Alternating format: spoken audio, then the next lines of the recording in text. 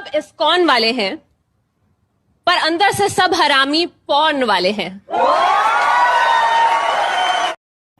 तो दोस्तों कैसे हो? तो आज हम एक नया टॉपिक लेके आए जो बहुत दिनों से वायरल और ट्रेंडिंग चल रहा है, और ये आप सबको बताना भी ज़रूरी था, इस बारे में वीडियो बनाना ज़रूरी था, क्योंकि आजकल हम लोग देख रहे हैं कि खुद इंडिया के बहुत सारे कॉमेडियन, डायरेक्टर या खुद हिंदू प्रचारक जो हिंदू धर्म को प्रचार कर रहे हैं, वो लोग बहुत मिसलीड कर रहे हैं और कुछ हिंदू भगवान के बारे में गलत शलत लोगों को बता रहे हैं और गलत इन्फॉर्मेशन दे रहे हैं।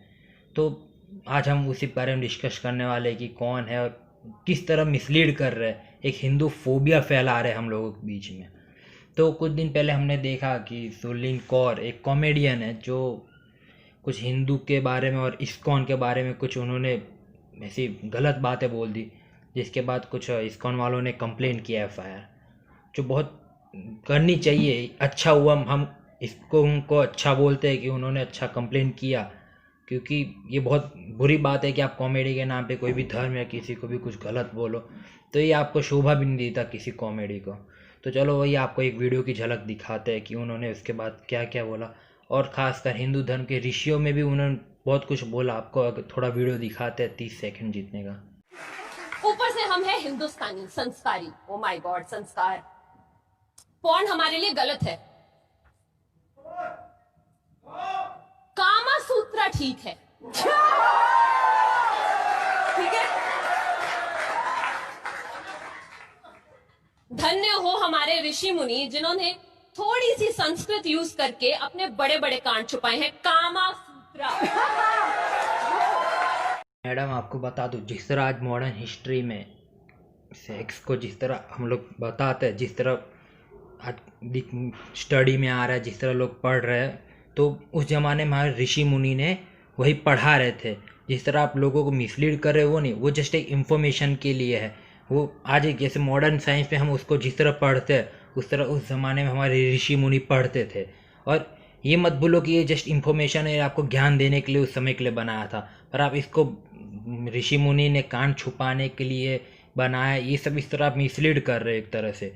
इसमें आप हिंदू धर्म और हिंदू धर्म के ऋषियों का अपमान कर रहे हैं। ये कोई मिसलीड नहीं। जिस तरह आज हम लोग हमारे सब्जेक्ट्स में आ रहे ये सब टॉपिक्स, ये सब हम पढ़ रहे हैं जिस तरह, उस तरह उस ज़माने में भी इस टॉपिक था, और हमारे संस्कृत के ये टॉपिक निकला है। अब आप इसको वो नहीं कर सकते कि ये क्यों बेकार है।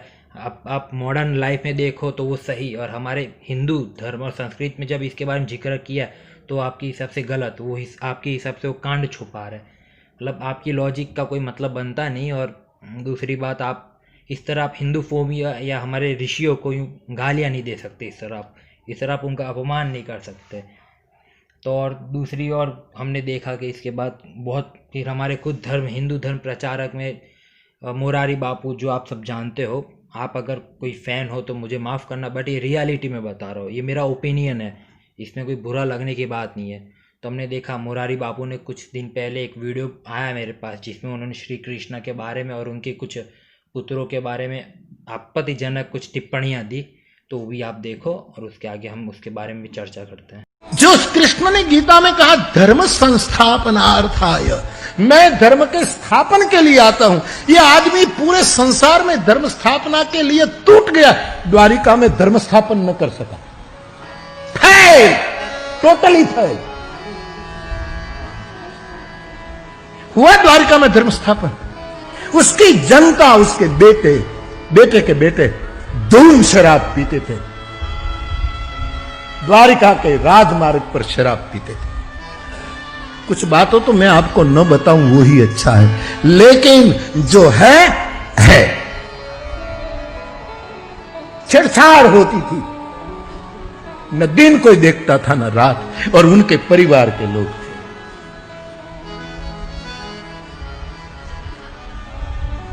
और पीने के लिए जब कुछ पाबंदी आती, डर आती, तो चोरी करने में भी चुक नहीं करते थे। मोरारी बापू ने ये बहुत आपत्तिजनक टिप्पणी दी श्री कृष्ण के बारे में। ऊपर से ये हिंदू धर्म के एक प्रचारक है, जो एक संस्था भी है, और ये प्रचार करते हैं, साथ में प्रवचन देते हैं, ये बहुत नामी है। पर इन्होंने टिप्पणी क्यों दी है मुझे नहीं पता, पर ये विदाउट लॉजिक और एकदम गलत टिप्पणी है। इसका ना कोई अर्थ है, ना कोई इसका कोई आप कोई है ही नहीं, प्रूफ ही नहीं है। ये ना किसी में जिक्र किया हुआ है ना कुछ नहीं, ये सिर्फ एक हिंदू फोबिया का ये लोग लेके चल रहे हैं, हिंदू फोबिया फैलाने का है। इन लोगों को पता नहीं पेमेंट मिलता होगा या क्यों ऐसा कर रहे हैं नहीं पता, पर हमारे देश में है कि अगर जो हिंदू के बारे में गाली दे, हिंदुओं को गाली दे या कोई गवर्नमेंट को क्रिटिसाइज करे कि गवर्नमेंट को कोई गाली दे तो उनको अवार्ड मिलता है। जैसे हमारे NDTV के रविश कुमार, वो फैक्ट है कि आप अगर हिंदू को गाली दो या मोदी गवर्नमेंट को गाली दो तो आपको इनाम मिलता ही है, इनाम मिलेगा, फेम मिलेगा, क्या क्या मिलेगा। तो ऐसे हम क्या कर सकते हैं। अब ये लोग, बड़ी बात ये कि ये लोग हिंदू धर्म के प्रचारक है, जो हिंदू धर्म के प्रचारक होने के बावजूद ये श्री कृष्ण के बारे में ऐसा सब बोल रहे, तो ये माफ़ करने लायक तो नहीं है। बाकी तो मैं क्या कर सकते हैं। हाँ, पहले बता दे रहा हूँ, जो इस मुरारी बापू के फ़ैन हो वो कृपा करके मत ही देखो वीडियो में, तो आपको इतना कहता हूँ, क्योंकि मैं जो बोल रहा हूँ सच बोल रहा हूँ, फिर मैं और क्या आगे कुछ नहीं कर सकता। तो ये मुरारी बापू को कुछ ज्ञान नहीं है, नॉलेज नहीं है, इन्होंने सिर्फ यूं ही एक हिंदू फोबिया फैलाने के लिए, बस हिंदुओं को गाली देने के लिए यूं ही कुछ भी बोल दिया। ना इसका कोई जिक्र है, ना कोई प्रूफ है, ना कुछ, ये बस मन घनक बात है और कुछ नहीं। और मैं तो चाहता हूँ कि ये कड़ी से कड़ी इनके ऊपर कार्रवाई हो, सख्त कार्रवाई हो, जिससे ऐसी कोई टिप्पणियाँ देना। और दोस्तों, हम देखते हैं कि आजकल जो नए मूवी नई वेब सीरीज़ निकल रही है बहुत सारी, उसमें ज़्यादातर देखो आप हिंदुओं को गाली या हिंदुओं को ही नीचा दिखाते हैं और अदर कम्युनिटी एकदम ऊपर दिखाते हैं, जैसे हिंदू ही आतंकवादी हो या हिंदू कोई बेकार काम कर रहा हो, और दूसरी कम्युनिटी जैसे बहुत पीसफुल कम्युनिटी है। ये एक बहुत बुरा इफ़ेक्ट है हिंदुओं के ऊपर। जैसे 2018 को एक मूवी निकली थी जिसके डायरेक्टर सफदर रहमान थे, चिप्पा मूवी का नाम चिप्पा है, जो आपको अभी नेटफ्लिक्स या कोई वेब मिल जाएगा प्लेटफॉर्म पे। तो उसमें एक बहुत बुरा बताया गया है, तो पहले आप वीडियो देख लो फिर चर्चा करते हैं उसकी। समझे, एक बार का वाकया है कि वो नारियल लेकर आ रही थी, अचानक उनके सामने एक हनुमान आ गया। हनुमान समझते हैं ना? तो हनुमान ने उनके हाथ से नारियल ले लिया और जाके एक तरफ खड़े होकर हंसने लगा। दादी अम्मा ने अपने हाथ के आस्तीन को मोड़ा ऐसे, उसके पास गई और जोर से चमोटा रस्सी और उसके हाथ से नारियल ले ली। हनुमान जो है वो अपना सर झुकाया, दुम दबाए हुए भाग आए। तो दोस्तों, आप देख रहे हो किस तरह इसके अंदर हिंदू फोबिया चलाया गया और किस तरह हनुमान जी के ऊपर एक बहुत अभद्र भाषा, मतलब बहुत बेकार भाषा, लैंग्वेज यूज़ की गई है किस तरह। और आप इसके मूवी के डायरेक्टर के नाम देख के आप पता लगा सकते हो क्यों हो रहा है, क्योंकि हिंदू फोबिया और ये सब हमारे बहुत सालों से हमारे चल रहा है, और ये शुरुआत बॉलीवुड से हुई है। अब धीरे धीरे लोग सुधर रहे और अच्छे हो रहे हैं, बॉलीवुड में कम हो रहा है, तो इसके कारण अभी ये ट्रांसफ़र होकर सीधा वेब सीरीज़ और कॉमेडी के द्वारा फैलने लगी है। अभी हर जगह आप देखो कॉमेडी से पॉलिटिक्स और ये वेब सीरीज़ में चलेगी, जहाँ सेंसर बोर्ड अलाउ नहीं होता, और ये लोग उसके आड़ में बहुत खुलेआम गालियाँ देते हिंदू भगवान हिंदुओं को। और ये इतना फैल गया कि ये अब आप देखो ऑलमोस्ट हर वेब सीरीज़ में आपको ऐसे कोई दिखेगा ज़रूर। जैसे भी पाताल लोक आई है, उसमें आपको किस तरह बहुत एक ब्राह्मण पंडित एक मंदिर या भगवान के फोटो के सामने एक बीफ खिला रहे एक आदमी को। इस तरह बहुत अभद्र भाषा, बहुत बेकार भाषा यूज़ की गई है और बहुत बेकार दृश्य यूज़ किया गया हमारे भगवान के ऊपर, जिस तरह ये नहीं होना चाहिए मेरी तरफ से। या आप जहाँ देखो, मैं तो बोलता हूँ इसके ऊपर पुलिस केस होना चाहिए, कंप्लेन होना चाहिए।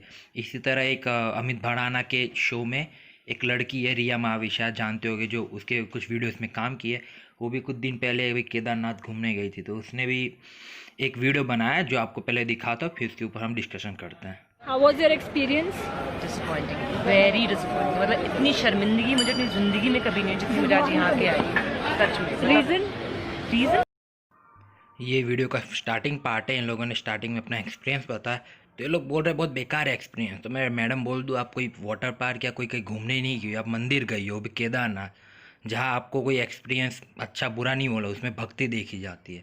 जो आप बोल रहे हो आप कोई वाटर पार्क या कोई बीच घूमने नहीं गए जो आप अपना एक्सपीरियंस शेयर करो, तो इस मामले में आप अपना एक्सपीरियंस बिल्कुल शेयर मत करो। और ये मतलब क्या बोलूँ इन लोगों को, भी आप और वीडियो देखो फिर आपको पता चलेगा इन लोगों की मानसिकता क्या है। जिन लोगों ने पे किया हुआ है पूजा के लिए पंडित को, वही लोग शिवलिंग के पास जा सकते हैं, छू सकते हैं, अदरवाइज मे बी कोई राइट ही नहीं है या हमें जगह ही नहीं मिलेगी कि हम जाके पूजा कर लें। पंडित जी अंदर बैठ के यूट्यूब पे वीडियोस देख रहे हैं, आई डोंट नो क्या देख रहे हैं। उनसे मैंने बोला कि टीका लगा दो, तब उन्होंने मुझे टीका लगाया है, वो भी ऐसे टेढ़ी नज़रों से देख के। तुम बताओ। तो दोस्तों इस वीडियो के बाद तीर्थ पुरोहित समाज ने इनके ऊपर केस भी किया है, जो अभी चल रहा है आगे। और ये बहुत बेकार मानसिकता कह सकते हैं, एक हिंदू के ऊपर गलत बताना, हिंदुओं को बेकार बताना और हिंदू धर्म स्थलों को भी गलत बताना। तो इन्होंने 3 बातें बताई जो मंदिर में इन्होंने नोटिस किया। तो उन 3 बातों को हम समझते हैं। इन्होंने पहले बोला कि वहाँ जो पैसे देता है उसे को पूजा करने मिलता है। तो बता दो कि वहाँ दिन में लाखों करोड़ों श्रद्धालु आते हैं, जो मेजोरिटी गरीब लोग या बहुत कम पैसे वाले होते हैं, जो अपनी श्रद्धा से आते हैं। तो ये बात आप कह नहीं सकते कि वहाँ सिर्फ पैसे वालों को, क्योंकि वहाँ मेजोरिटी उन लोगों की आती है जो श्रद्धा और भक्ति से आते हैं, और लोअर कास्ट और लोअर पैसे में भी लो रहते हैं, तो वो लोग ज़्यादा आते हैं। तो ये आपकी बात का कोई पॉइंट नहीं है कि सिर्फ पैसे वाले की। और दूसरा इन्होंने बोला है कि पंडित वहाँ यूट्यूब पे कुछ वीडियो देख रहे हैं। तो मैडम पहली बात बता दो कि वहाँ नेटवर्क का प्रॉब्लम है, वहाँ नेटवर्क ही नहीं है, तो आप यूट्यूब की बात दूर। जब वहाँ नेटवर्क ही नहीं आएगा तो हम वहाँ वीडियो देखने की बात हम दूर कैसे कह सकते हैं। वहाँ अब आप कैसे कह सकते हो क्या देख रहे हैं? भाई कुछ भी देख सकते हो आप, उसमें उनके ऊपर कुछ गलत इल्ज़ाम नहीं लगा सकते कि वो यूट्यूब पे क्या देख रहे हैं क्या नहीं देख रहे, और वो उनका मैटर है, आप इस मैटर में बीच में पढ़ भी नहीं सकते। और तीसरा पॉइंट इन्होंने बोला कि उनको आंखें टेढ़ी कर करके, ये बहुत बेकार मानसिकता कह सकते हैं कि हिंदुओं के ऊपर गलत बताना। मतलब आप कुछ भी बात को टेढ़ा मेढ़ा करके पंडितों को बस गलत साबित करना चाहती है, और आपको एक पूरा मुद्दा ही सच बताओ तो ये कुछ फेम के लिए कर रही है और कुछ नहीं। बस इसको एक फेम चाहिए जो बहुत दिनों से गायब थी सोशल मीडिया से। ना इसको कोई वीडियो में मिल रहा था कोई एक्टिंग का, ना कोई अमित भड़ाना खुद इसको निकाल दिया अपने शो से, ना अमित भड़ाना इसको कोई दे रहा है वीडियो में एक्टिंग करने को।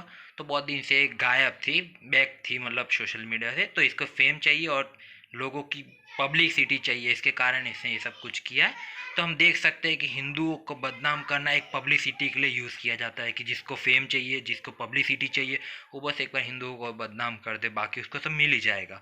तो आप देख सकते हो आजकल की मानसिकता, ये मानसिकता हमारे बहुत सालों से चलती आ रही है। अब थोड़ा कम हुआ है मैं मानता हूँ, पर ये अब वो कॉमेडी बॉलीवुड से निकल के कॉमेडी वेब सीरीज़ और इन सब में एक ट्रांसफ़र हो गई, मैंने आपको पहले ही बताया। तो अब हम सबको क्या करना चाहिए और कुछ नहीं, हम सबको ट्राई करना चाहिए, जितनी कोशिश चाहिए कि ये सब पिक्चर ना देखे, बैन करे और इन सब के ऊपर कड़ी से कड़ी कार्रवाई की जाए। मैं तो यही इच्छा करता हूँ। चलो दोस्तों और कुछ नहीं। और हाँ दोस्तों, एक नया चैनल है जिसमें मैं गेमिंग लाइव आता रहता हूँ हर रोज़ पबजी के लिए, तो वो आपको डिस्क्रिप्शन में उसकी लिंक मिल जाएगी, तो आप जाके सब्सक्राइब कर सकते हो। और जाने से पहले लाइक कमेंट सब्सक्राइब जरूर करना।